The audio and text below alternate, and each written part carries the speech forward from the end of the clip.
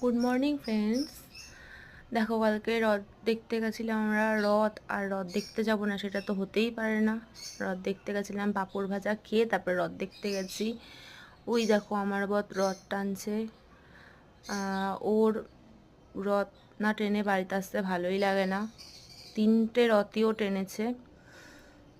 টানার পর তারপরে একটু মেলায় গেলাম।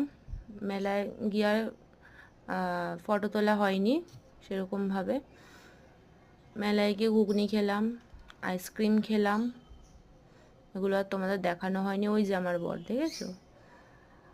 আর মাঝখানে কি হয়েছিল, জগন্নাথের দড়িটা ছিঁড়ে গেছিলো। সেই জগন্নাথ রাগ করে বসেছিল, আসবে না এদিকে।